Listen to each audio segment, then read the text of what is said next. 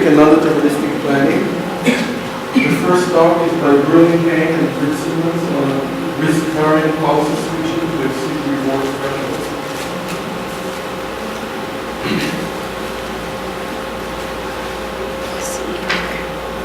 So I'm Breland, and I'm going to be discussing work that I've done with my advisor, Reed Simmons, at Carnegie Mellon's Robotics Institute.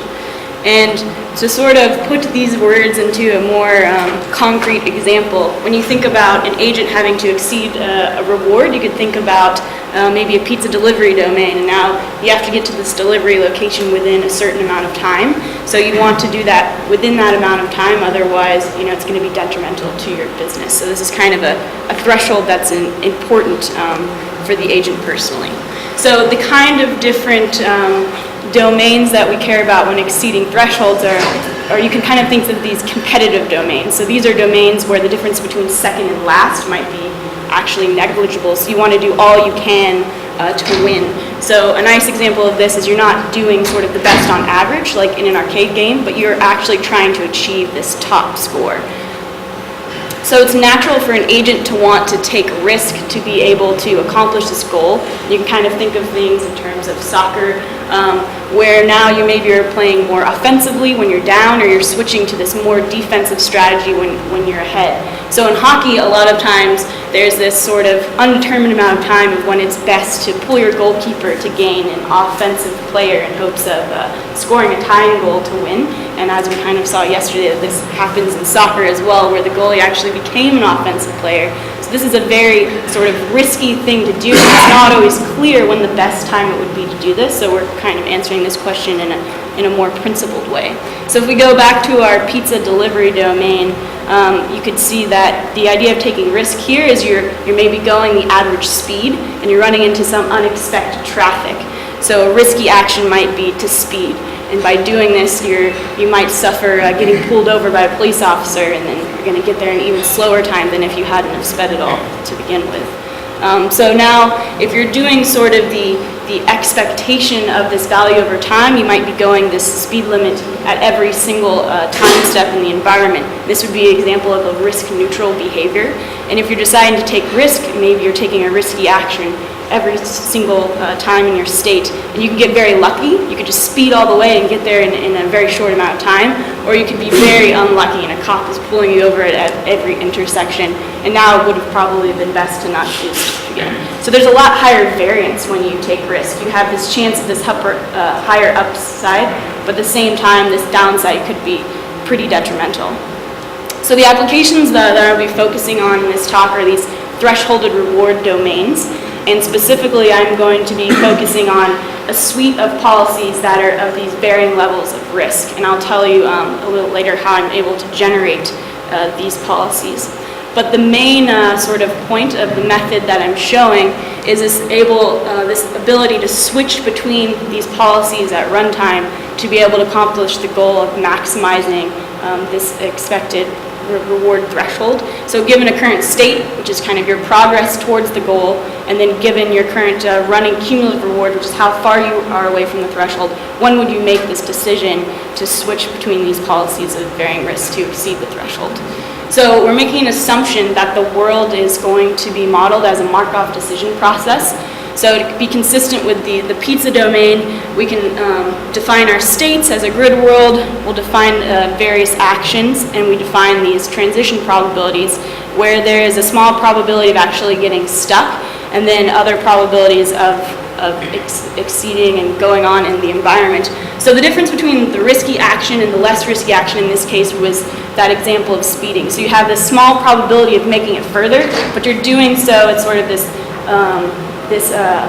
higher probability of actually getting stuck in the environment. In this case, if you think of reward as a cost, maybe for, yep. Are you considering deterministic action selections or mixed strategies or stochastic action selections in your policy? So in the policy, these are, I guess, they become deterministic, and so it's just a matter of switching and grabbing that one action once they've been solved for. Right, but for example, you can't flip a coin and half of the time you speed and half of the time you don't speed. You don't consider that? Well, we consider that from the switching. So it kind of ends up emulating that behavior by doing the switching actions. So a sort of straightforward approach to solving this problem is just adding this cumulative reward or time to the state space, which has been looked at in more detail by Colin McMillan in his work with these thresholded rewarded MVPs. But the problem that could happen here is if you have a more realistic domain, the state space grows quite large and can be intractable for these more realistic domains. So our approach is one where we're looking at it in a different way, which is instead of having this static policy where we're following it every time, maybe when the agent is doing particularly well, you want to be more conservative, and when the agent is doing particularly unlucky, you might want to take more risk. So we have this idea of switching between multiple policies to create this kind of dynamic action at runtime. So the main trade-off in this work is we're trading off some computation and somewhat less optimality for a more significant planning time. So the approach that we use to do this, there's two parts, an offline part and an online part. So offline, we're generating these policies of varying risk. Then we're using the policies and running those and exploiting them in the domain to get an estimation of the reward distributions that you get from these different policies. And we're using information from the reward distribution to decide this criteria of when to switch to be exceeding this reward threshold, which is our goal. So this is a very brief background on risk to try to give you an idea of how these different policies are getting generated. But in utility theory, it's been studied a lot, and so if you can think of risk as almost like this plan of wealth, in the case of linear utility, this is that case of doing the expected value, and it's also that risk-neutral strategy. So if you have some wealth of 50, then maybe your utility is this one-to-one mapping where it's equivalent to what you would expect that wealth to be. So exponential functions are what's often used to model more risk. And so by choosing this delta value, you can create functions of varying convexity to represent different risk attitudes. So on the far left, you have a convex function, which is showing a risk-seeking attitude.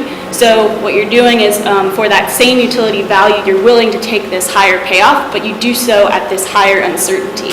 And then for a more conservative, risk-averse attitude, you want to have this lower payoff for that same utility, but you want to have more certainty in that because you're being more conservative.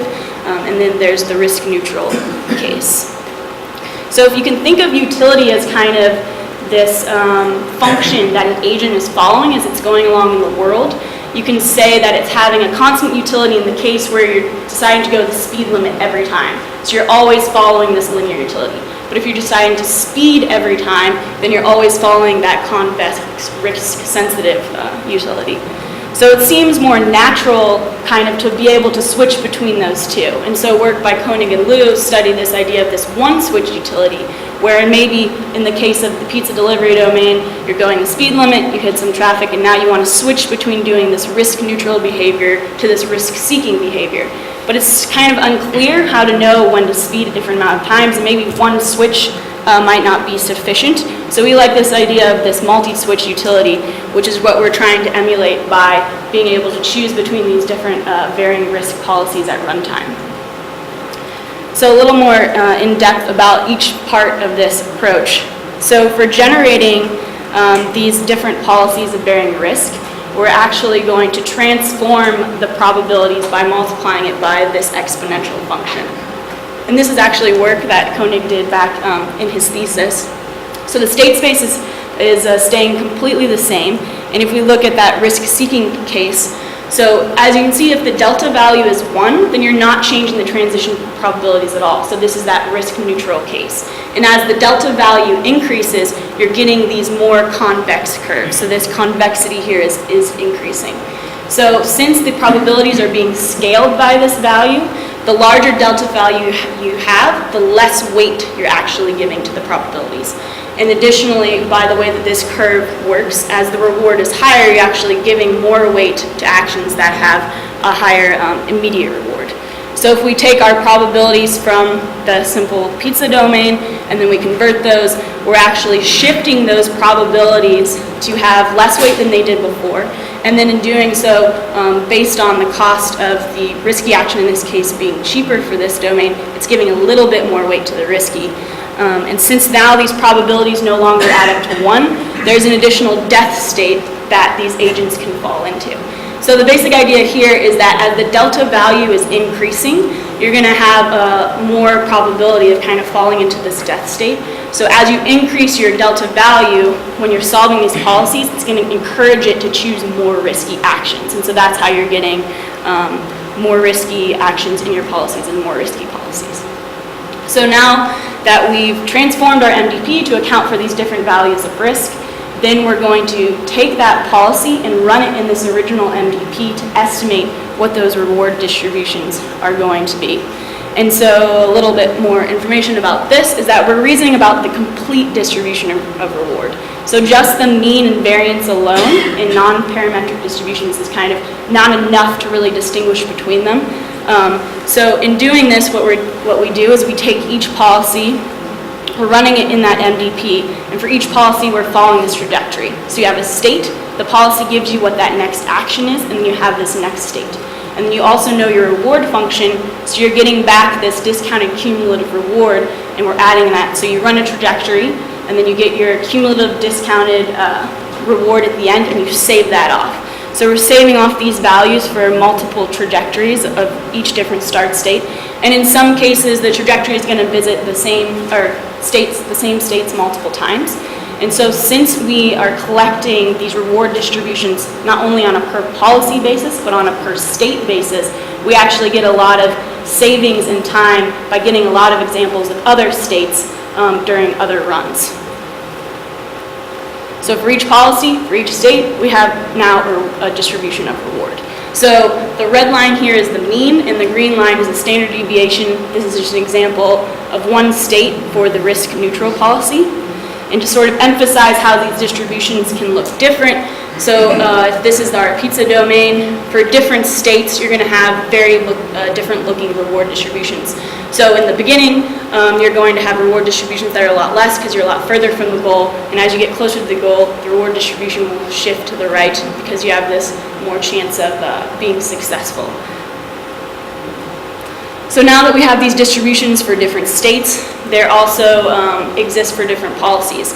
So these are showing two distributions, both for the same state, but the top one is for the risk neutral case where delta was 1, and the bottom one is for a delta value of 1.2. So it's a more risky policy. So you can see here that the standard deviation is actually, the green lines are actually more spread, which is what you would expect when you have policies with more risk because there's more variance.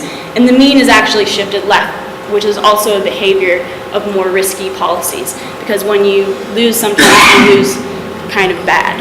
Right? So taking these reward distributions, we can actually convert them into a cumulative distribution function. So this function is showing the delta value for 1, which is risk neutral, and the delta value for 1.2, which is the risky case, and it's having those both on the same graph. And to remind everyone what the CDF is showing, it's showing the probability of the distribution being less than a particular value. So at negative 80, that's a little less than 70%, and you see in the distribution on the left that it looks about 70% is actually less than that value. And you're doing the same for the risk neutral case. The probability is around 80% less, and that looks about 80% of the distribution. So that's what the CDF is telling you. Since we're interested in being above and exceeding this reward threshold, we're going to really want to pay attention to that inside line of the curve rather than the top line. And using the information from the CDF, we're going to be deciding when to switch. And so to go into more detail of that, since the CDF is giving you the probability of the distribution being less than a value, we care about the probability of being greater than the value. So you literally just take 1 minus that value. So the inside curve is the important one. So as we're going along in the environment, if this happens to be our running cumulative discount reward that we're subtracting from our current threshold, then we're going to be choosing risk neutral. In this case, we might choose either, and then in this case we'll be choosing the more risky action from that policy. So you'll see also that the more risky policy has this higher upside the risk neutral kind of never gets to, but also has this higher downside as well. So to illustrate in more depth this switching criteria, so at each time set, we now have these policies, and for each state we have these distributions, and so now we're executing the policy in the world, in the environment, And as we go along, we can take a state and an action, and then we're going to ask, how do we get the next action? Well, we're going to compare the cumulative distribution function for the different policies in that state. And based on our running cumulative discounted reward, which is kind of how far we are from that threshold, we're subtracting it, we look it up in our table, and it'll tell us, okay, now take the action from this policy. And then you have another state where the distribution might look very different. So you move along, your cumulative discounted reward grows slightly, but now you're subtracting through threshold again. And so a little bit higher value is now actually telling you to take this more risk-neutral action. So results for this pizza domain, we are running 10,000 runs in this original modeled markup decision process. So these have actually the same start state every time. And we're comparing the strategy where you're just doing sort of the expectation of the value function, which is the risk neutral strategy, versus a strategy where you're able to switch between a risk neutral and in this case, a risky policy of 1.2. And we saw for a threshold of -100, and you can think of this again as related to the time you need to get to your delivery location.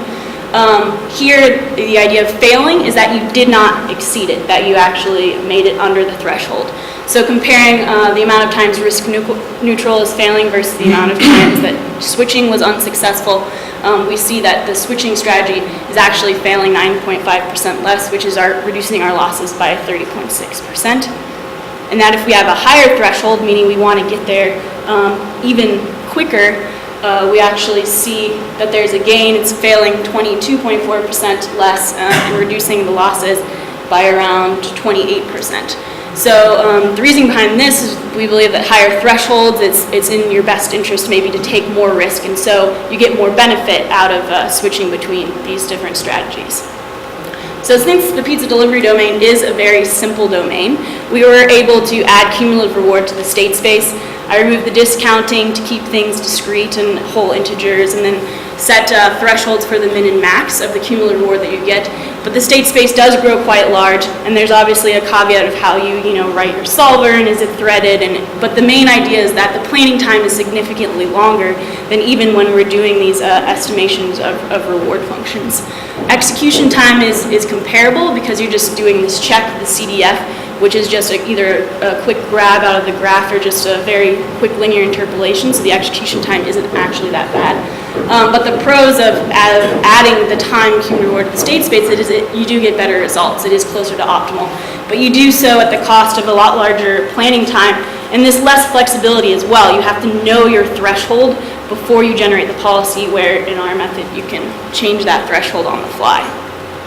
So to show the results with comparing this for the risk neutral and the switching, you see that the augmented state is actually failing 16.9% less than risk neutral, which is reducing the losses by about 20%, and it's actually doing better than the switching strategy by about 6.8%, so it's reducing losses by 10%. So it is closer to the more optimal strategy if you're able to add that into the state space.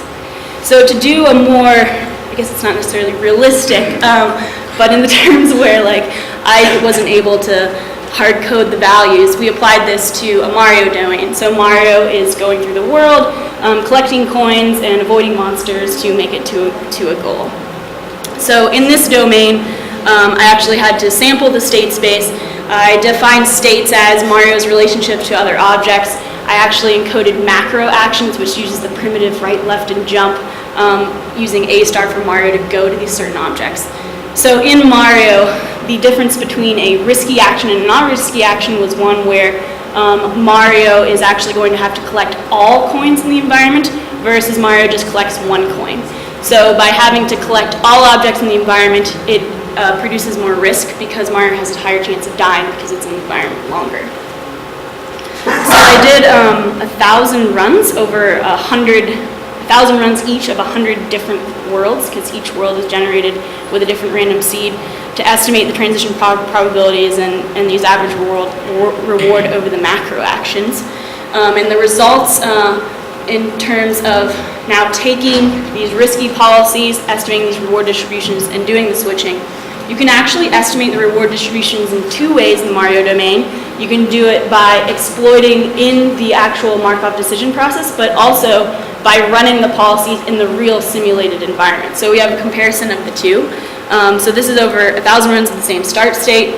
Here, Mario has a threshold that they must get over is about 100, and we see that the switching strategy is beneficial in this case. It's failing 18.1% less, reducing losses by about 20%.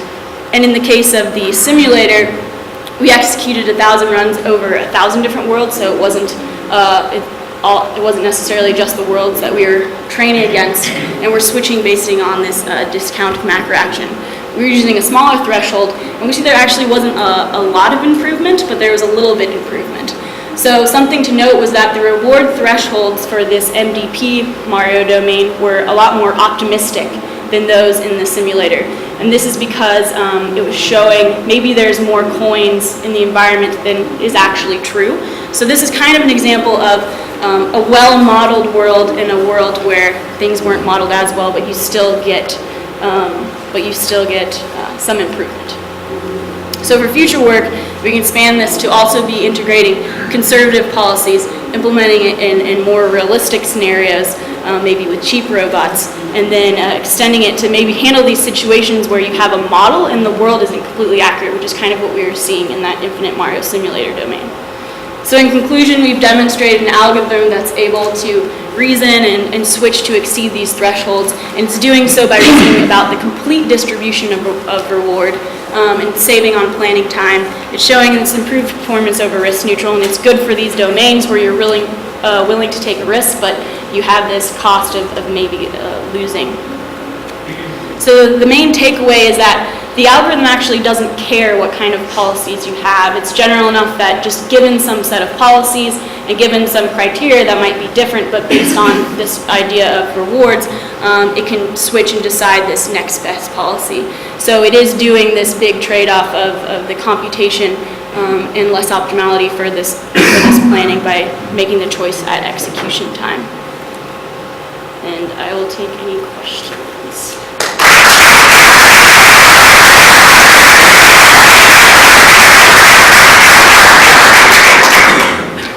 Okay, a few minutes left for questions. Look at the next one.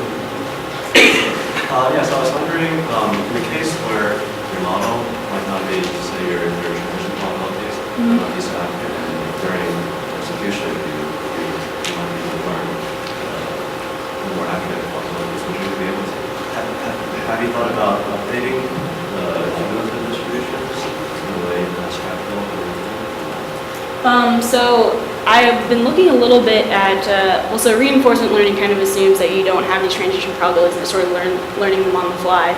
And then I like the idea of using bandit-based approaches as well, because now you're estimating these distributions by doing an exploitation and an exploration of the environment. I'm not sure if I would actually want to affect the model and actually make it better, or just kind of still be doing things to change the environment. But here you're kind of assuming that you have a good distribution of rewards at the beginning, and then you're comparing those. So when you're learning things on the fly, I'm not actually totally clear which action you would use as you're learning, if that makes sense. Because it's becoming apparent to you as you're sort of changing things. Yes. Yes, very interesting work. Now, this thing about the risk, there is another way of measuring the risk, an explicit way of measuring the risk through the variance of the expected cost, right, or expected reward. So, I think it would be very nice to have some kind of black box in which the input is your problem and a level of variance that you want to control. So, I would like a policy whose variance is no bigger than that. And then that box will, the input will be the problem, the tolerance, and the variance, and the output should be a policy that achieves, that minimizes the cost while meeting that bound on the variance. Yeah. So, have you thought about that problem? A little bit. I mean, I like that idea of you can use almost confidence bounds of sort of this range that you're willing to tolerate. And depending on your domain, that would actually be even maybe a better approach. Okay, last questions. We have lots of, okay, I'm sorry. So one of your examples, when you beginning was if you're not first, you're last, right? So this is like an adversarial system. So if you consider playing it there. So there's been a lot of work in game theory. So the point here was that you could get away from the adversary in the case where you're playing an arcade game, you have a top score and you don't actually know what your adversary is doing. So I like the idea that you could apply this in both scenarios, but I haven't looked explicitly at the game theory approaches. But yeah, that is definitely something to look at in more detail. Okay, thanks again.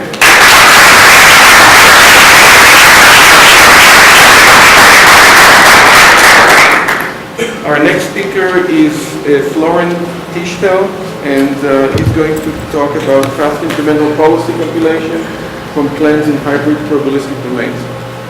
I want to remind the speakers to either email me the slides or put them on a USB drive.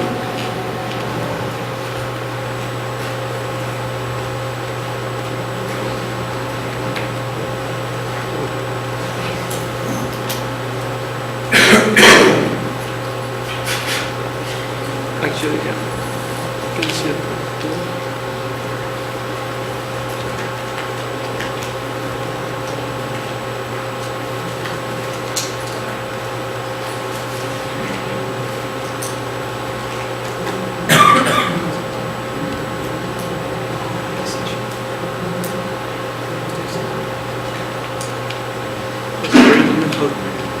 Perhaps it will be quicker if I take another computer. What is the problem? You see, I can see here. Yes, It can. I don't even. Are people familiar with how to fix that quickly? I have a flash drive. What sorts of? So you can't click on menu merge? No, What is it? no, I can put it here. Oh, yeah. This is a 800 by 600 projector. So, This one.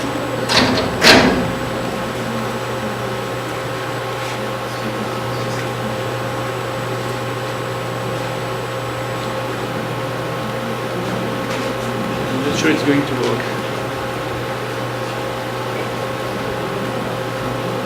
So you won't Yeah. work. Maybe we got to just very slow.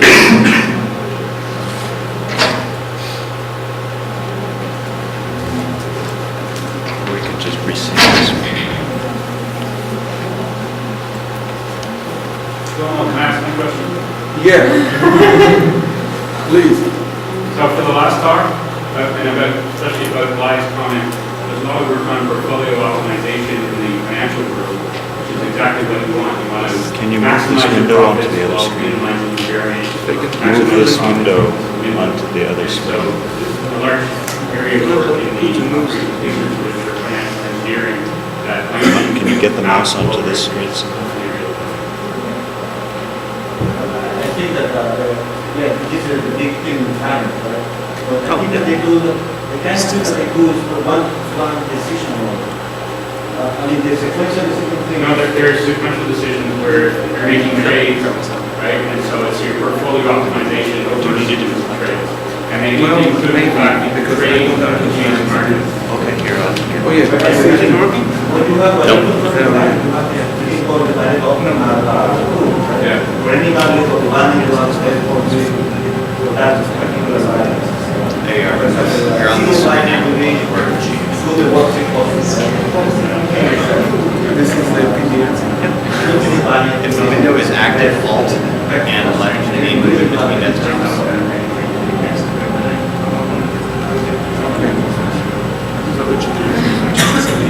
That's working. Yeah, it's This proprietary NVIDIA driver the Unity window manager. It's only works with Windows. So I just been working on Unity. It's new.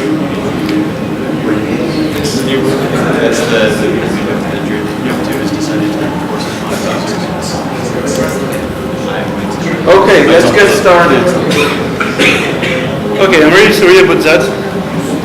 So, I represent you a technique to incrementally compile policies from plans produced by a deterministic planner in hybrid probabilistic domains.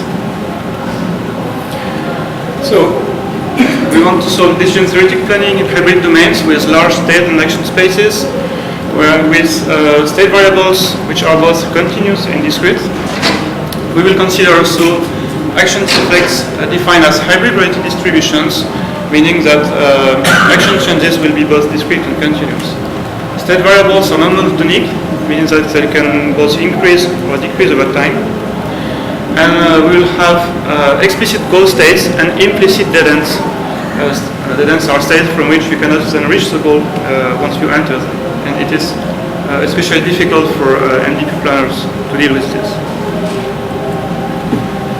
So what we want to do basically is we want to generate policies defined over a subset of the hybrid state space using plan produced in a domain-independent manner by deterministic planner. So formally we will work with goal-oriented hybrid MDPs with S as a Cartesian product of continuous and discrete state variables. A is a set of enumerated and discrete actions, and each action is applicable over a subset of the states. T is a set of transition functions, where for each action, TA is a hybrid probability distribution defined as a mixture. Sorry, it's really difficult with this. Yes, TA is defined as a mixture of discrete and continuous probability distributions. We also consider a set of initial states and a set of goal states. So let me introduce a small but yet probabilistically interesting hybrid MDP domain. So we start from an initial area on the top left, and we want to go to the goal area here in red. We have to grab some items in any order in areas A and B, and we can grab those items with some probability, discrete probability. Moreover, moves in this domain are stochastic and follow a bivariate Gaussian distribution with mean 2 and standard deviation 0.5. What is challenging here is that we have a big dead-end area here, infinite. So once you enter this area, you're dead, the game is over, and you cannot go to the goal anymore. And actually, the optimal policy for this domain entered the dead-end area with 50% of chance, so it's quite challenging to go to the goal. Thank you. So it's not very crucial for this approach, but I would say that we are using an extension of heuristic PDDL to handle hybrid probability distributions, and we use it because we want to call a deterministic planner on our domain. So there have been a couple of algorithms in the literature for solving hybrid MDPs. For instance, HALP, which is an approximate linear programming algorithm where the value function is defined as a linear combination of basis functions. Actually, there are quite restrictive assumptions on the model, and especially on the probability distributions. And moreover, you need to learn basis functions for each problem solved, and it can be quite difficult in practice. Then there have been there was HAO star, which is an extension of AO star to hybrid domains. It is an optimal algorithm, which is very nice. But as it is optimal, it may hardly scale in some problems, and I will give you some examples later. Last year, Scott Sanner proposed symbolic dynamic programming, which uses decision diagrams, where XDDs are extensions of ADDs to handle discrete and continuous state variables. Again, there are some restrictive assumptions on the model. For instance, they did not handle continuous action changes. And finally, Maria Fox and others proposed last year ICAPS and this year also a method based on policy learning from sample plans that uses a deterministic planner, as we do, as well as classification techniques. So it was proven to be very efficient, but yet somehow specific to the problems that were solved. And actually it requires to tune some the parameters of the classifiers for each problem. So our solution is to generalize the RFF algorithm, which was designed for solving discrete state MDPs. And actually we can consider this work as an implementation in a domain-independent manner of some principles that were envisioned by Brezina for the Mars rover domain in 2002. So they gave some principles, but actually not an algorithmic framework to solve those problems. So our method shares some concepts with hybrid A star. For instance, we will incrementally build a hybrid policy graph. And also some concepts with policy learning from sample plans, because we'll use a deterministic planner, but in a completely different way. So in a nutshell, we will expand on the fly a hybrid policy graph, like hybrid A star. Then we'll use a deterministic planner metric FF as really a heuristic means to explore new straight trajectories in the hybrid state space and to guide the search towards the goal. And finally, we will incrementally aggregate all these plans into the hybrid policy graph until the probability of going out from the hybrid policy graph is low enough. So just a brief overview of RFF. So we start from an initial state I. Then we determinize the effects of action. We call the deterministic planner to find a plan from I to G. Then we consider again the probabilistic effects of actions in order to find the states that can be reachable in one step from the previous policy. Actually, this is a plan, but as iterations go on, we have the policy. Optionally, we can optimize the policy here in order to robustify in some way the policy we've found so far. Then we approximately compute the probability of reaching the tip nodes from the initial state using Monte Carlo sampling. And if the probability of reaching a given tip node is high enough, then we call again the deterministic planner from the states, and so on, until the probability of reaching some tip nodes is low enough. So if we want to generalize RFF to hybrid domains, there are quite some challenges. First, we have continuous state variables. So there is possibly an infinite, but most of all, uncountable number of states. And this is very challenging because we cannot anymore use the same policy graph as before. Then domain determinization techniques like all outcome, where only a probabilistic effect is translated into an artificial deterministic action with the same effect. So this determination technique is no more applicable in continuous domains because we can have possibly an infinite number of effects. So how can we generalize it? And finally, it would be nice if we could actually benefit from the fact that numeric classical planners can optimize some metrics. We couldn't do this with discrete state MDPs, but now as we'll use a numeric classical planner, we can perhaps benefit from it. So, I would like to give you the intuition of the generalization. So we have in the navigate and explore domain 4 abstract states. Each one represents a combination of the values of discrete state variables. So we start here from the initial area. We generate the first plan. We will say it's here. So we see that we first go here and then here. Okay? This abstract state is never visited in this first plan. In each abstract state, we have an implicit discretization of the continuous subspace, actually. And as iterations go on, we refine the continuous subspace in each abstract state. At some point, a new abstract state is visited, because there is a new plan here from a given tip node somewhere that explores this abstract state, and so on. Okay. So to do that, actually, we use hybrid hierarchical hash tables. So it's quite simple and intuitive. At level 0, we have a standard hash table defined over only the discrete state variables. And each entry of this level 0 hierarchical hash table is actually an entire hierarchy of hash tables defined over the continuous subspace.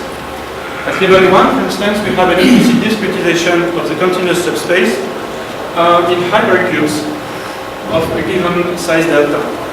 And each time we want to refine an entry of this hash table, we create a new hash table where the size of hypercube is divided by 2. So if you have many, if you have n continuous state variable, then you could generate 2 to the n cells. So this is why using hash tables is quite interesting here. So the mathematical tool used is actually a simple hierarchical equivalence relation where two continuous states are equivalent if their Euclidean division by delta are equal. And all equivalent states are actually mapped to what we call delta reference point, which is simply the middle of each hypercube. So we only need 3 algorithms that are in the paper to deal with the hybrid hierarchical hash table. We need to insert cells, find cells, and refine cells. We have 2 nice properties. First, we can control as much as possible the precision of the data that is stored in the hash table. This is quite nice. And second, all delta reference points are all different, and it is important if you want to converge. But there is a major difference with RFF. In RFF, we could simply replace a given action in the graph when we generated a new plan. Here, this is not possible anymore, because if we do that, as we have a continuous space, we can possibly refine infinitely the hash tables. So we cannot naively insert or replace actions in the repeat plan. So it is where optimizing metric FF plans comes into the scene. So the motivation is the following. We want to maintain some statistics about actions stored in the hash tables, considering 2 metrics, heuristic metrics. The first one is the average probability of reaching the goal using the action I given by the current metric FF plan from the cell C. And the second one is the average length of path to the goal from the same action. And what is nice is that we can actually ask metric FF to produce a plan which optimizes those metrics. How to do that? We automatically add 2 artificial fluents in the deterministic domain. The first one represents actually the accumulated logarithmic probabilities of the actions in the plans, so that the probability of the plan is translated into accumulated cost. And the second one is the length of plans. And then we ask metric FF to optimize the weighted sum of P and L. And if the first action of the plan improves this metric, then we refine the cell. Otherwise, we keep the previous action. So, some words about domain determinization. The first one we considered is called mode-based determinization. So in probability theory, the mode of a distribution is simply the point in a random variable space which maximizes the probability distribution. So in our case, in the context of hybrid MDPs, the mode of the transition function can be seen as an equivalent, I would say, of the most probable outcome determinization used in discrete state MDPs. So if we look at how it works, in our example, it is efficient in time, but not a very smart policy, because here you can see in the fringe of at the border of the dead-end infinite step area, actions are not refined. So here, for instance, the policy says to go left, but actually if you do that, because of stochastic moves, you can enter the dead-end area. And the mode-based determinization cannot see it. So, to improve this bad behavior, we also studied the sampling-based determinization, where we simply sample the transition function many times. Actually, we sample the entire domain, the PDDL domain. And if we sample sufficiently often the transition function, we will actually approximate the all-outcome determinization of discrete state MDPs, which has been proven in RFF to handle dead-end better, actually. And now if you look at the policy, it's totally different. The cells are now better refined. Especially here, you see that in the fringe actually of the environment, the policy says to go up in order to avoid the dead-end area. Okay. And so on. So now some experiments. So first, I will give you some pictures of the navigate and explore domain. We compared with the fine-grained discretization of the domain, and then we ran the value iteration algorithm. But I will stress here that VI is actually not optimal for the percentage of goal success and the reagence to the goal. So if you're interested in solving actually in a good way this bitmap area, there have been some works this year actually. So we see in the graph that the sampling-based determination gives better percentage goal success, which is quite intuitive. And it is intuitive also that the mode-based determination, which does some translations and goes straight forward to the goal, give better average length to the goal. And other important things here is that if we use matrix FF optimization option, this is a starred version of HRFF, actually we improve the simplest determination-based technique, which is mode-based. Okay, not the sampling one, but the mode-based one, which is nice. So on a different domain now, I think it's depot, I remember well. We studied the impact of the deterministic planner in terms of the number of calls to the deterministic planner and the percentage of time used by the deterministic planner over the entire computation time. As expected, actually, the number of calls and the percentage of time used is higher with sampling-based determination because this determination technique diversifies more the search and so produces more tip cells, tip nodes in the hybrid graph, from which we call the deterministic planner. Okay, another important thing is that turning on the matrix FS optimization option is quite CPU consuming actually, and this is why I would not advise to use it every time because, for instance, in the largest problem here, we could not solve the instance using matrix FF optimization option. We also compared with hybrid IO star on the rover domain. On the left you can see the RAM usage and on the right the computation time for different instances of the domain.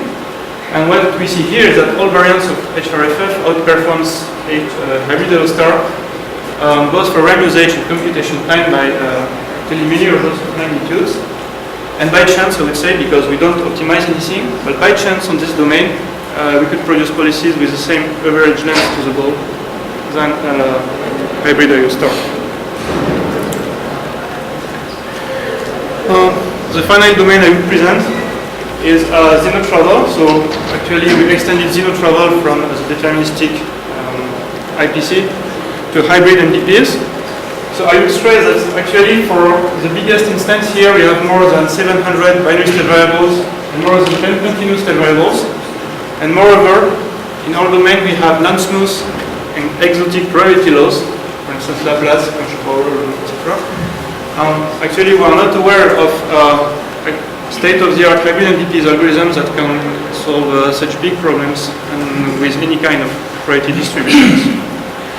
The computation times here for this problem, with this size, is almost 100 seconds, which is quite good. So to conclude, we propose the new heuristic search algorithm for hybrid NDPs, with the name of hybrid RFF. So basically, we compute a partial policy defined over hybrid set spaces, which incrementally aggregate plans produced by a numeric classical planner. We use a deterministic planner really as a heuristic means, I would like to see it like that, to explore new straight trajectories and to get the policy towards the goal. And we think that this is the first domain-dependent determination-based method for hybrid MDPs, and that most of the ideas presented here can be used in other determination-based algorithms for hybrid MDPs, not only this one. So we also propose a new data structure, which is a very simple and natural generalization of successful data structures used in classical planning or district state planning. And what's next? Actually, we're interested in solving POMDPs with this kind of method because we can see POMDP some way as a kind of continuous state MDP. So why not trying to solve the continuous state MDP corresponding to POMDP using this technique? In order to scale up the state-of-the-art algorithms, POMDPs. That's it. Thank you.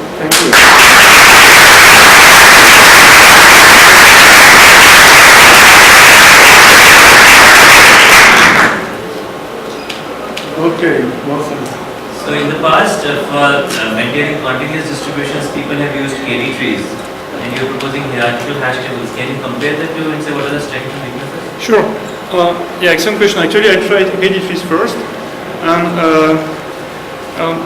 KD trees are specialized for special database queries, actually.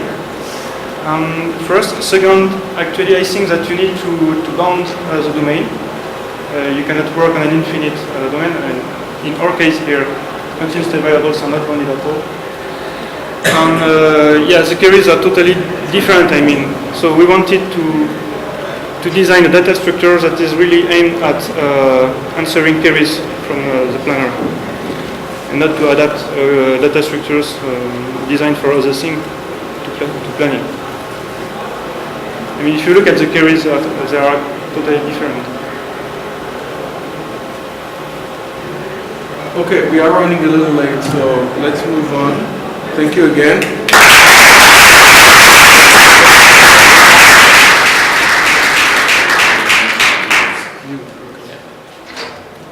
So our next speaker is Christian Hughes. He's going to talk about improved non-deterministic planning by exploiting state relevance for a paper co-authored with Chris Beck and Sheila Mackey.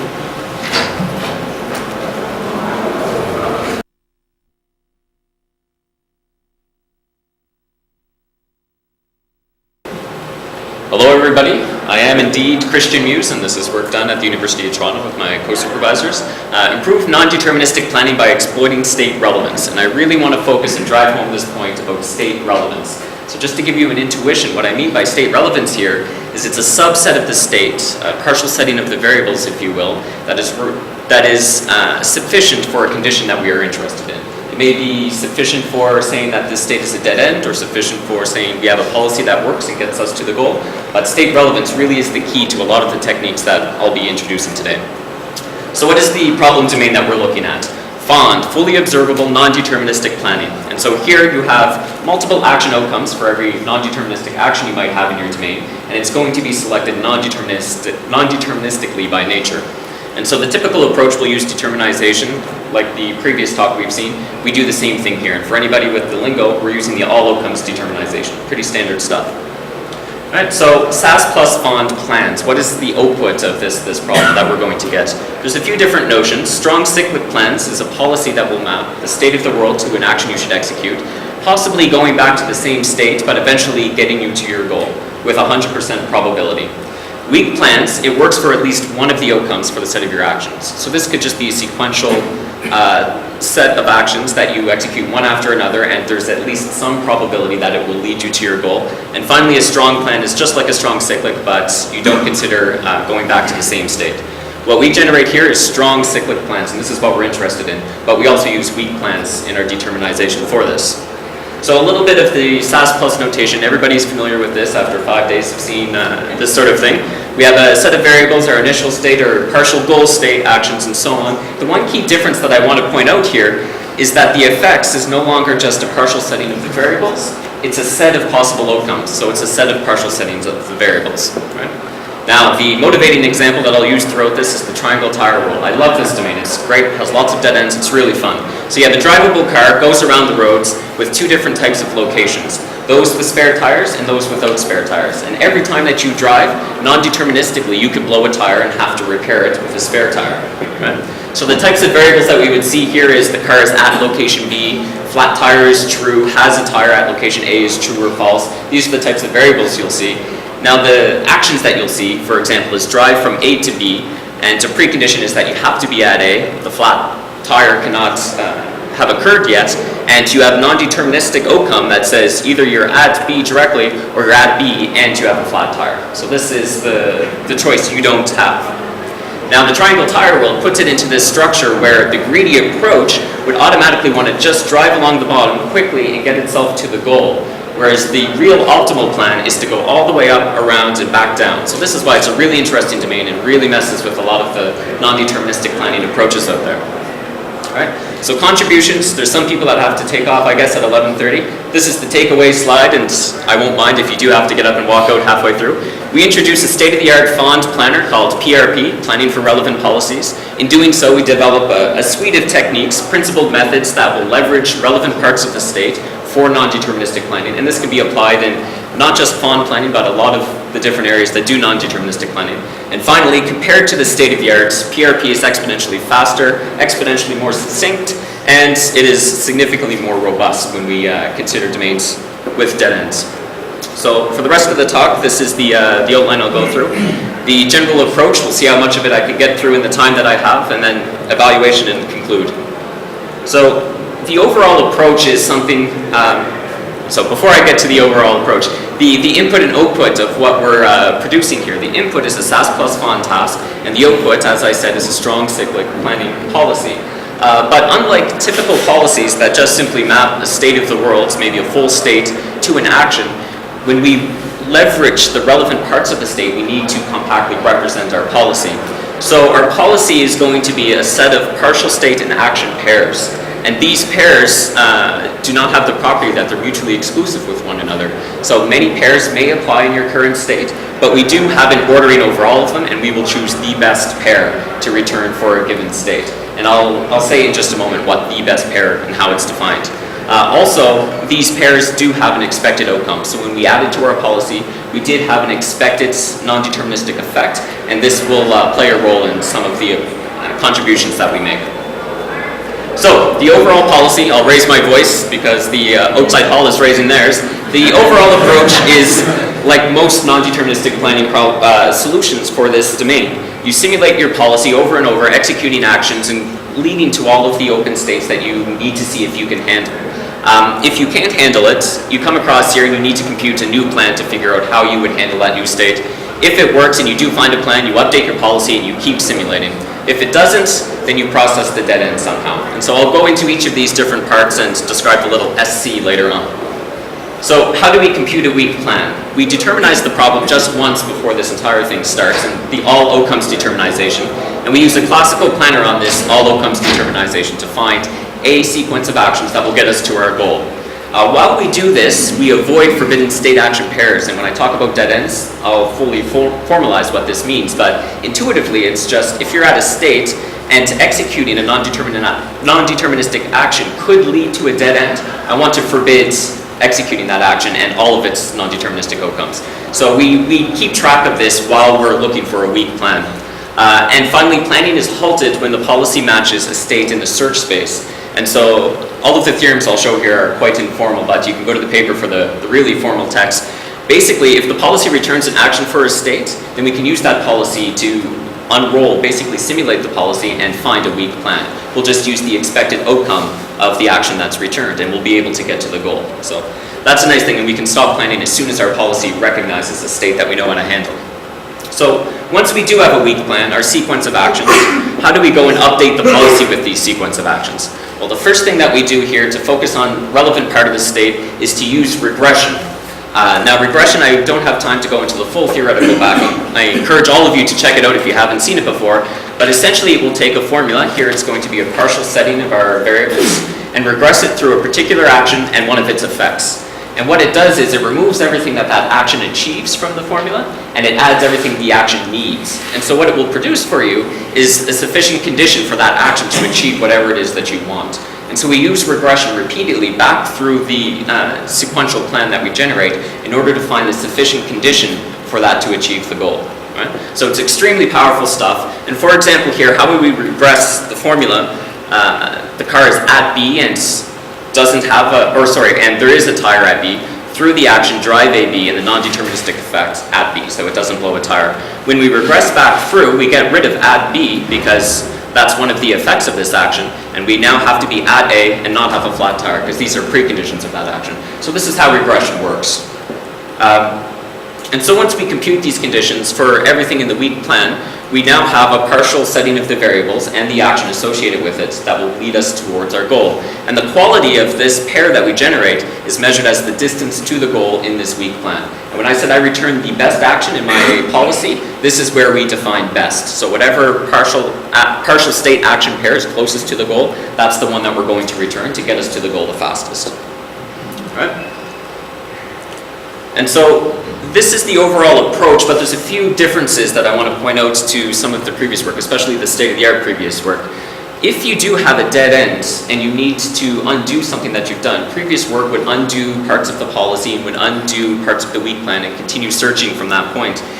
Rather than do that, we will throw everything out and we will start again from scratch with the information about our dead ends. And I'll again say what forbidden state action pairs are and how it helps us, but we do this approach where while we simulate, if anything has changed, if we've updated the policy because we're using partial states, once the simulation is done, we get rid of the open list, get rid of the state scene, use the policy and try it again to see if the simulation still works, and we need to verify that. And if we find any dead ends in the process, we not only get rid of the state scene, the open list, we delete the policy itself, remembering the dead end information, and try again from scratch. So this will let us avoid the dead ends that we found in the first go.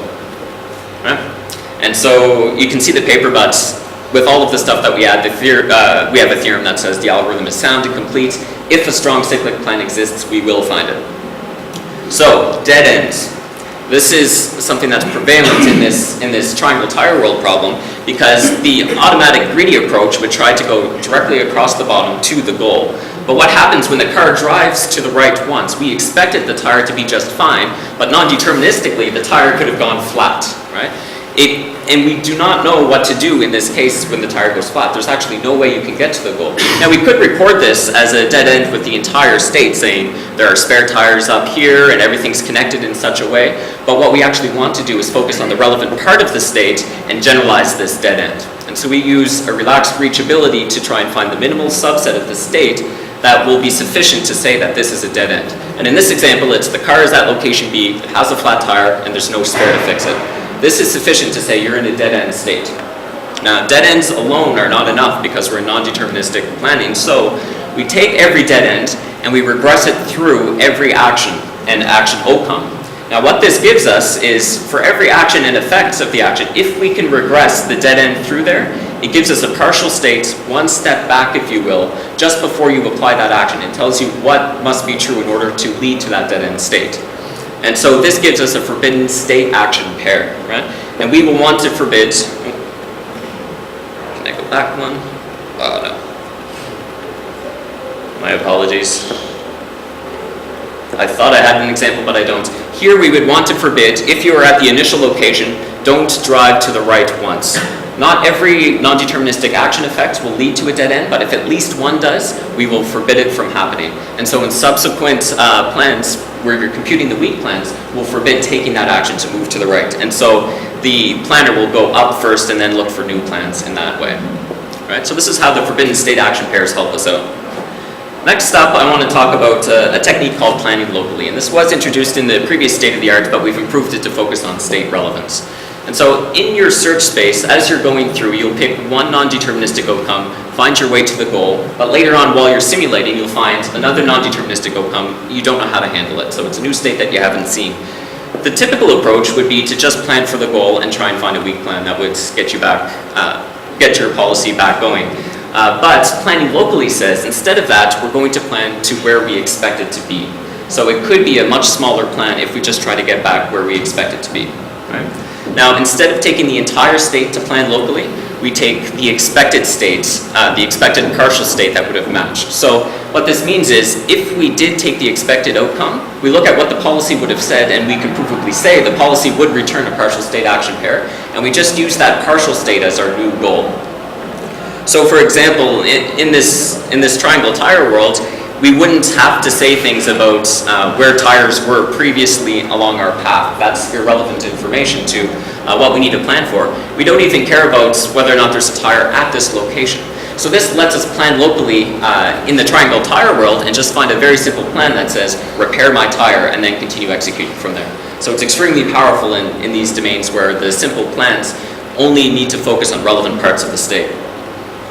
So the next final thing that I want to mention, I don't have time to go into how we do this because it's a lot of theoretical details that I just don't have time for, but while you're simulating this policy, some of the problems that we have, the states that you need to enumerate with this is just unbelievably huge. And so what we do instead is mark the partial partial state action pairs in our policy and go through an iterative process that says when anything is left marked, we know the policy will be a strong cyclic solution if it's returned. And so we have a theorem that says if the policy returns a marked pair for state S, then the policy will be a strong cyclic plan for S. And so in this case, we can stop simulating and just know with 100% probability that our policy will get you to the goal no matter what. It may repeat states, but it'll get you to the goal. So this lets us shortcut the simulation process. So just to wrap up, where's the relevance? Where's the relevance in this stuff? And this is really what I want to drive home here. It comes up in a number of spots. We have relevant partial states that are computed for the plan validity. Can this weak plan get me to the goal? We use regression to do this. We generalize the dead ends to a relevant part, a relevant subset of the states that we want to focus on. We also plan locally to the relevant expected partial state rather than the entire state that we expect it to be in. And finally, we compute conditions relevant to the policy for being strong cyclic. And so this lets us stop simulating early. Right? How am I for time? You have 3 minutes. 3 minutes. With the original schedule. Okay. So I'll go through a few things in the evaluation. Offline planning efficiency, this is how well we do in the FON domains. Impact of relevance, I think I'll skip over due to time. And application to probabilistic domains, because we can apply this to things where we do know the probabilities on the action outcomes. So in the setup, PRP is based on the fast downward planner. We limited everything to 30 minutes timeout, 2 gigabytes memory, and following suit with the previous work on fonts, we do not report the time included in the translation for these problems, but it was pretty insignificant for a lot of these. So for the FON domains, the previous state-of-the-art is FIP, introduced in ICAPS 2011. And we report here the number of problems in each domain, the number solved by each of the planners, and of those solved, how many were proved to not have a strong cyclic solution. So unfortunately, the first 3 of the 4 domains in the previous contest, FIP does quite well, we do quite well, we have a pretty low ceiling to try and beat, so there's not a lot that can be done here. In the 4th, we are able to triple the amount of problems that were solved for it, but still we wanted to scale up the problems and really see how the 2 approaches compare. Now for the faults and the first responders, both FIP and PRP stumble across the perfect solution right away. So it's not so interesting to scale those up because it's just a linear increase in the time and difficulty for these solvers. But for the blocks world and the forest problem, we did scale it up to much more difficult problems, and we were able to solve significantly more problems. So out of the 415 we looked at, 378 we were able to solve compared to the previous state-of-the-art, 289. So looking at the policy size, and this is measured in the number of state action pairs that you have, we do find, this is a log-log plot, everything below this line means we're doing better, we've got a smaller policy, and we do find that we're producing, as the problem size grows, exponentially smaller policies. And this is to be expected, we're only storing relevant parts of the state rather than entire state action pairs. And so these are just on all the problems that we were both able to solve. And finally, if we look at the time that goes for this, at around the 1/10 of a second mark, PRP overtakes FIP and does solve a lot of the problems much, much faster. And so we do find an exponential separation between the time taken for these. And as I promised, I will skip the impact of relevance. This was just to measure how relevance plays a role in the size of the policy. Constructed domain, of course we do really well. We constructed the domain. Probabilistic domains, we did not construct these, and we wanted to compare against the previous state-of-the-art for problems where we know that there exists a strong cyclic solution. So we don't incorporate an awful lot of the probabilistic reasoning that are in these planners, but we wanted to see if a strong cyclic solution exists, how well can we compute it? So we compared with FF Hindsight Plus, which is a planner that's meant to really try and handle the domains with dead ends that are an issue for these. And we looked at just a sample of the problems here that do have dead ends and do have strong cyclic solutions. We are, of course, able to produce policies that are strong cyclic, so work in 100% of the cases. And the time reported here is to compute the policies for all of the problems in the domain. And so, for example, in the elevators domain, it took PRP 1.7 seconds total to compute the policy for all of those. So we also looked at the probabilistically interesting problems. These are quite small, but just to see that and show that our planner was able to find the right policy. I should note that we do come up with a policy here of 2/3. This is the optimal, but we don't have a guarantee of optimizing the probability of success unless it's 100%. I should point that out. Finally, the triangle tire world. FFH Plus reported to be able to solve up to 17. They didn't report the time for it, but the triangle tire world for PRP is actually solved. And so triangle tire world number 36, we can't solve it simply because there's too many actions to check the applicability for, and it just takes way too long to do the very simple search that goes through. So it is a polynomial. We have solved the triangle tire world, and we do steer right to a solution with all of the additions focusing on state relevance for this. So that was the exciting part for the work that we've done. So to conclude, we've introduced PRP as state-of-the-art planner for non-deterministic planning. In doing so, we've developed a number of novel methods focused on state relevance to try and achieve the results that we have. And we've demonstrated both an exponential improvement in speed and policy size compared to the previous state-of-the-art. I would also say, as part of future work, we hope to incorporate action outcome probabilities.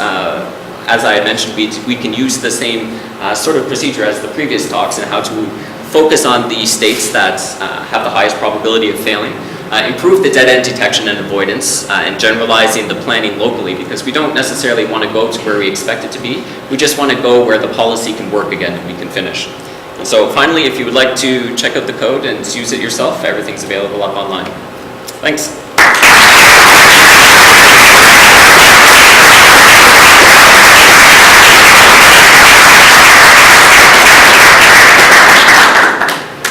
Okay, thanks. Questions? No?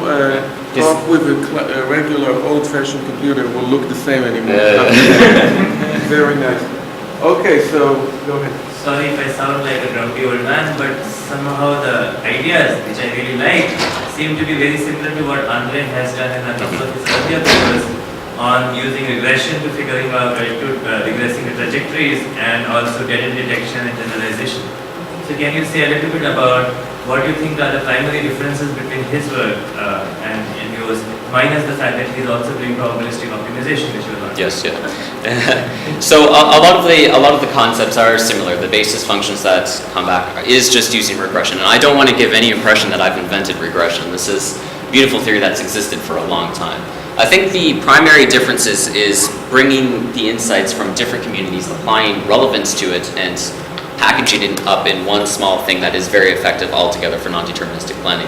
So the regression of weak plans is something that Andre did with the basis function type stuff, and it is the same thing that's produced. How we store our policies and how we do the relevant stuff for that, there is a difference there, and a lot of those are technical details that I can get into afterwards. But the planning locally and how we plan locally for relevant stuff, that is another key difference. The strong cyclic detection thing that uses relevance there, we leverage regression for that through a number of these things, but I think that would be an also significant difference. And that was unfortunately I didn't have time to go into it in big detail, but simulating all of the states to ensure that your policy works with 100% probability, it is completely infeasible unless you're able to stop early and say your policy is strong cyclic. You need that sufficient condition to stop early and say, I don't need to simulate anymore. I know this is good for the rest of the simulation. So have you looked at how the quality of the classical plans that you generate affects the quality of your approach? So a lot of these problems, when you determinize, they're quite easy, right? And so originally I started with throwing the LM cut heuristic at this, and it was just taking too much time. What ends up happening is I'm using the FF heuristic that's really, really quick, finds me a plan very fast, and especially when you plan locally, if it's just going to be a few actions that gets you back to your policy, you want it to be lightning fast. So we haven't looked at how the quality of the plan can impact the quality of the policy. Now, here we're just showing we have strong cyclic policy, so it works with 100%. The expected number of actions towards your goal, we do report some results on that in the paper, but we don't quite optimize for that, and that is a major part of future work. So even once you do have a strong cyclic policy or a strong cyclic plan, how do you improve it to improve the expected distance to your goal? Yeah. So when you got, Yeah. so when you do the replanning thing, instead of going to goal, you go to the Expected, yeah. So you can also change it to any state in the current policy, right? Exactly, and that was part of the future work here. Generalization of planning locally. The motivation of going to where you expect it to be was that it will be very small and it gets you back to your policy. The generalization here is just get back to your policy. And so if you could plan to anything that's in your policy, it would be, I would guess it would be much more effective. Yeah, you kind of go for some goal middle of the plan, you reach a state that you have, you already have. Then we stop. Okay, that, Yes, yeah. Stop, right? Yes, that's right. And that's when we're computing a weak plan, we avoid the forbidden state action pairs and we stop as soon as the policy matches. So those are two modifications to just a classical planner. It's actually on top that we're using. Yeah. Just a very quick question. How do you even figure out whether a state is a dead end? So a classical planner may not be able to prove that something is a dead end, it's still working, it's still trying to find a plan. So do you stop it abruptly, and if you do, then your algorithm will not be complete technically? Sure. So there are two ways that dead ends come up. One is during the planning, the heuristic says this is a dead end state, and I'll put that on the shelf and I'll try and generalize it. The other is when I try and find a weak plan to the goal or to the expected state, if you cannot find a plan, what happens is you know it's a dead end, and that's a complete state. And so I try and generalize it as best I can, and there are some cases where you can't. Right? Now I should point out. No, that was if I can't find a plan, then there is no plan. Okay. So assuming the deterministic planner that I'm using is sound and complete on deterministic domains. Yes, of course. Yeah, it is. But it has to finish as well. Oh, yes, of course. Yes, it'll come back and say no solution exists, and then I know that this is a dead end state. Yeah, that's the other thing that happens. But it could be that it's a dead end state because I've forbidden it from doing anything, right? And in that case, it's not something I can generalize, and so I have the entire state saying this is a dead end state. Okay, last question. Yeah, if the priority of reaching the goal is not one of the heuristic things, you have an idea or to generalize it to make a user. Sorry, can you repeat? If the priority of reaching the goal is not one, so you have unavoidable dead ends. Right. So the way this goes is I don't backtrack through and undo policies. I'm always creating new policies, throwing it out, creating new policies, throwing it out.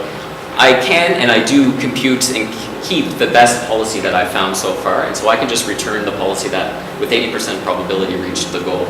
And so that's how I would very quickly say this can already give you a policy in probabilistic domains with unavoidable dead ends. But how you optimize for that, I have some ideas, but they're very, very fuzzy and probably not all that enlightening to share with you here. It's something I would love to look at in the future, but it's future work. Yeah. Thanks again.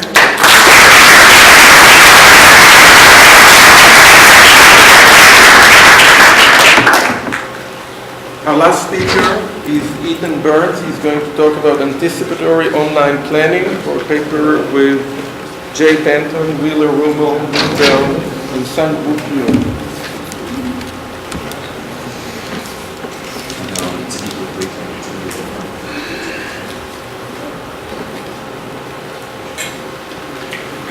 So, good morning or almost afternoon. My name is Ethan Burns. I'm from the University of New Hampshire. And I'm going to be telling you about a paper on anticipatory online planning. So this is work that I did in conjunction with Jay Benton from Arizona State University and soon to be SIFT, and Sang-Wook Yoon from Park, Wheeler Rummel from the University of New Hampshire, and Ming Do from SGT and NASA Ames. So I'm going to be telling you about an interesting setting for planning, and I want to start out by giving sort of a motivating example for it. So consider the job of someone who's dispatching unmanned aerial vehicles, or UAVs.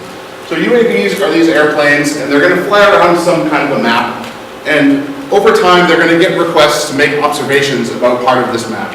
And in this setting, the observation is going to be given by a start location and an end location. And to satisfy the observation request, the UAV has to fly from its current location to the start location, turn on its observation equipment like a camera, fly to the end location, and then turn off its observation equipment. Okay? So initially, okay, maybe there's no goals, and so over time an observation request will arrive, and one classic way to handle a problem like this is to find a plan for the current outstanding goals, and then to begin executing it. As you're executing, maybe another observation request arrives, and since we want to minimize the amount of time taken to service these requests, it might be useful to replan. So you can see now the new request arrived, and our plan has actually changed. We want to go over and get this one first. Then maybe as we're going a little bit further, a new request arrives, and we replan, it changes again. So some observations we can make from this is, first of all, life is not just one goal. So right now your goal is to sit and learn about my work, But after this, you're probably going to get a new goal to go and eat some lunch, because it's getting to be lunchtime.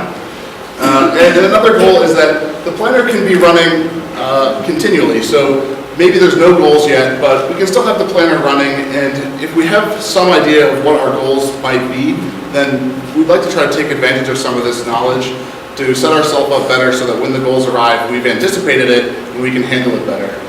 So some examples of things that have this type of property. So life is a great example, as I already mentioned.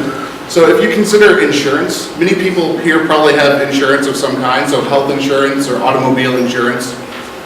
And so hopefully you haven't gotten in a car accident, but you anticipate that there's some probability in your future that you will have the goal that you need to repair your car because someone hit you because maybe they didn't stop at a traffic light or something.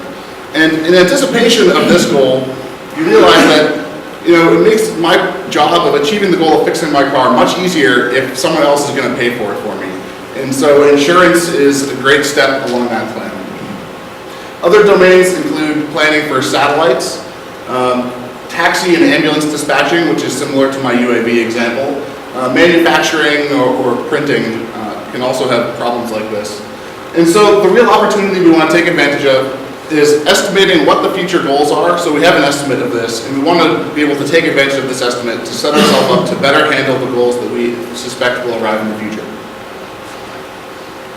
So there's sort of three contributions of this work. The first one is a nice and simple formulation of the problem of online continual planning problems. And so it exposes some of the key issues, like the fact that goals are arriving, possibly stochastically, but it's really approachable, as I think you'll see in a little bit. So after, I'm going to show that hindsight optimization is one way we can sort of tackle this problem.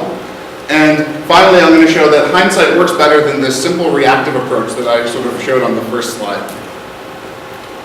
So the formulation of the problem is like a classical planning problem. So the action effects are deterministic.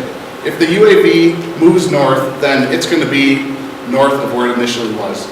And so this is sort of a convenient simplification that I think works a lot of the time. And the difference with classical planning is that, as I said, the goals are arriving stochastically. So every time an action is taken, the new state might be different because there might be a new goal or set of goals that have arrived. So like an MVP, we want to minimize the total cost or maximize reward, depending on how you look at it. And we can approximate this over some fixed horizon h. So when we're evaluating a state, so we're in the current state and we want to know what are we going to do? The way we can evaluate this is we can say, well, the value of the next state is going to be over the sequence of actions we can do out to our horizon. It's going to be the cost of that sequence that minimizes the cost over the expected states that we'll see in the future. Okay? So, well, I said the actions are deterministic, so what is this expectation over future states? Well, what we've done is we incorporate the unachieved goals into the state. So when you go to a next state, it might be different than what you expected, only in that a new goal might have arrived. So a simple reactive approach for solving this problem, as I already kind of mentioned, is you plan for the current goals. You start executing that plan that you've had. So maybe it's the empty plan if you have no outstanding goals. And eventually, if new goals arrive or your goals change, then you just repeat and you replan and you start executing the new plan. Really simple. It doesn't take advantage about what we estimate our future goals might be. And so we'd like to try to do better than this. So one way we could try to do better, if you consider the UAV example again, is instead of sitting down here at the airport until our first goal arrives, which is what the reactive approach would do, we can maybe situate the UAV towards the center. So now when the new request arrives, it's more likely that the UAV is going to be near the start location of that request, and it will be able to fly to it more quickly and then service the request. If we had multiple UAVs, then maybe we could try to spread them out throughout the map, and so that there's a good chance that one of the UAVs is closer to the request. So this is anticipating what is going to come in the future and trying to set ourselves up to handle it. So here we have our sort of value function for states. I'm just showing it again.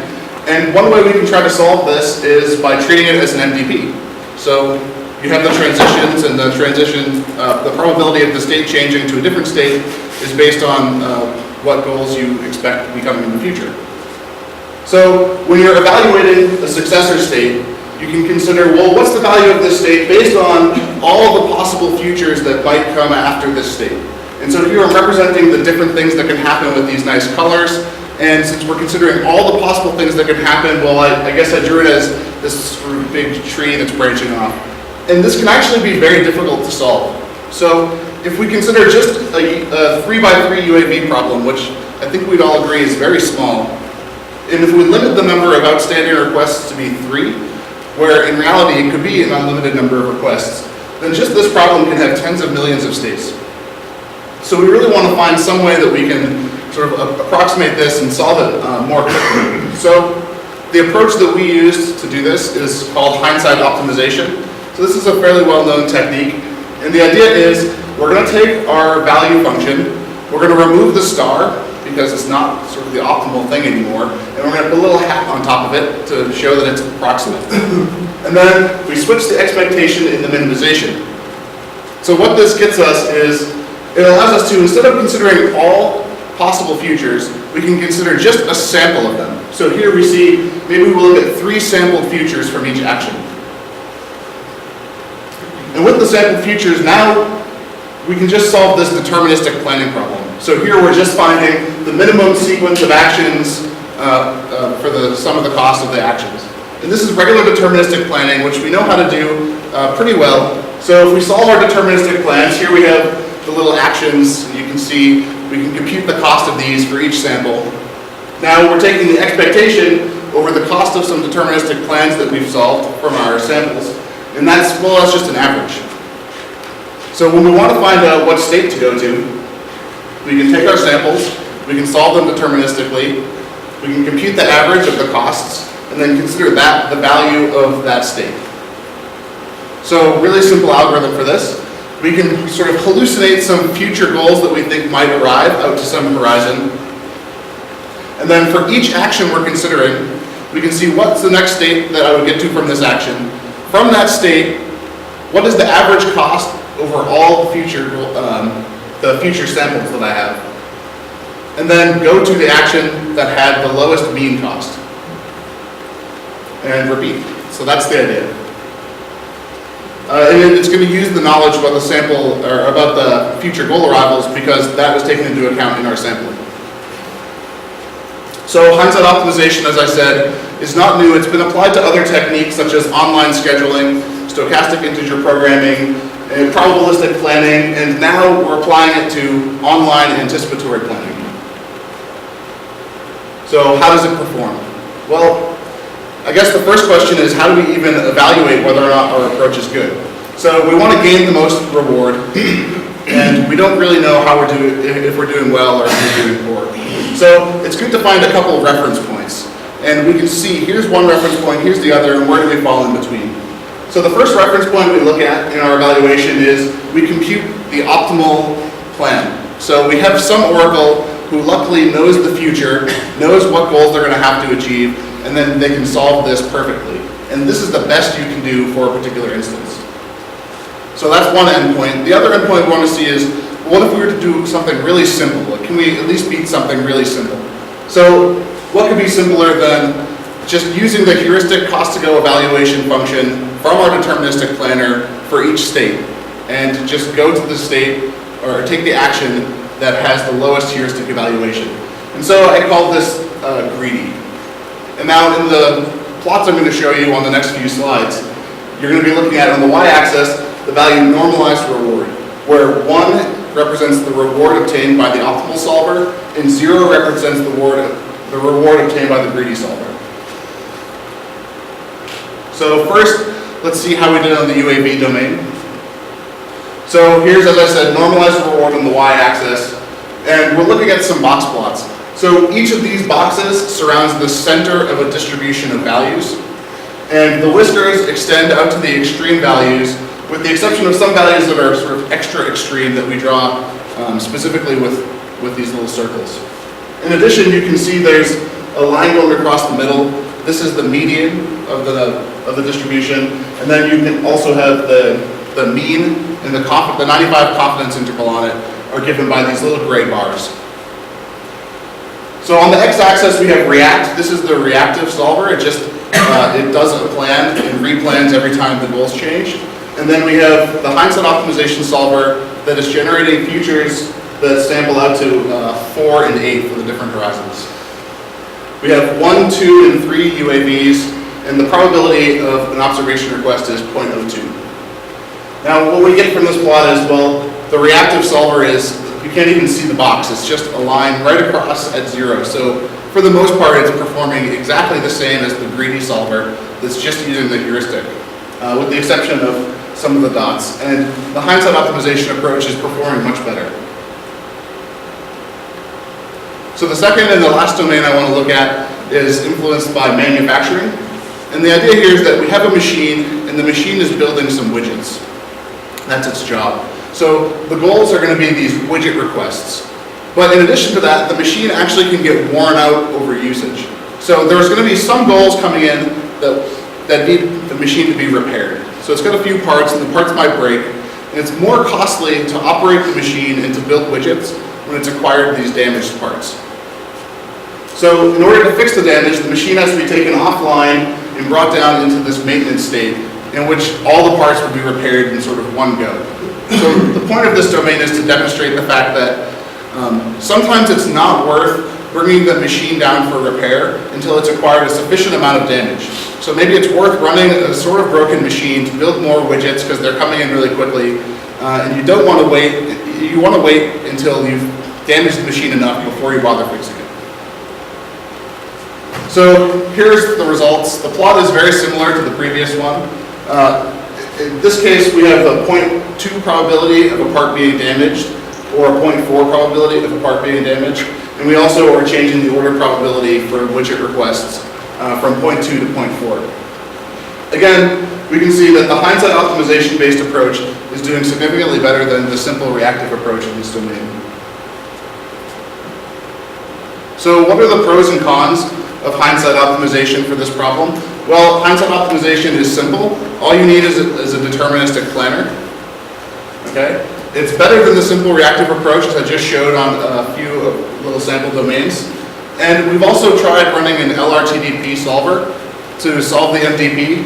And it turns out that on just this small 3x3 problem that I mentioned earlier, we gave it a very long time to build its policy. So I think we gave it 100 times the amount of time required by the hindsight solver to solve the problems just to build its policy.